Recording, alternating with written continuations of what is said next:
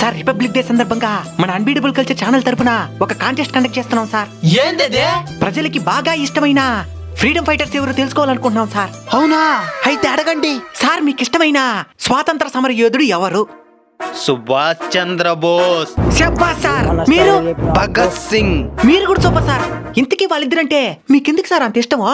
వాళ్ళ కోసం కాదు, వాళ్ళ కుటుంబం కోసం కాదు, దేశం కోసం ప్రాణాలు అర్పించినారు, అందుకే వాళ్ళంటే మాకు ఇష్టం. Super sir. సార్ ఇప్పుడు ఇంకో ప్రశ్న అడగండి. మీ బిడ్డల్ని సుభాష్ చంద్రబోస్ భగత్ సింగ్ లాగా ఎంతమంది పెంచాలనుకుంటున్నారో చేతులెత్తండి సార్. అంటే మా ఊరిని సాఫ్ట్వేర్ చదివించి బయట దేశం పంపిద్దాం అనుకుంటున్నాను. మీరు? మొన్నే మా వాడికి ఒక పెళ్లి సంబంధం ఓకే అయింది. సరే మీ బిడ్డలకు పుట్టే బిడ్డలైనా సరే భగత్ సింగ్ లాగా ఎంతమంది పెంచాలనుకుంటున్నారో? పోనీ మీ పక్కింట్లో భగత్ సింగ్ పుట్టాలని ఎంతమంది అనుకుంటున్నారో? దేశం కోసం ఎవరెవరో బలిదానం అవ్వాలి, మీరు మీ కుటుంబం మాత్రం భద్రంగా ఉండాలి. ఇక మీదటైనా మీ బిడ్డలకి భగత్ సింగ్, సుభాష్ చంద్రబోస్ లాంటి వీరుల జీవిత చరిత్రలు చెప్పి దేశభక్తితో పెంచలేదంటే బ్రిటిష్ వాడు బాధలు పెట్టి పరిపాలించింది 200 సంవత్సరాలే. రేపు ఒకడు వస్తాడు, ఖచ్చితంగా 1000 ఏళ్ళు పరిపాలిస్తాడు.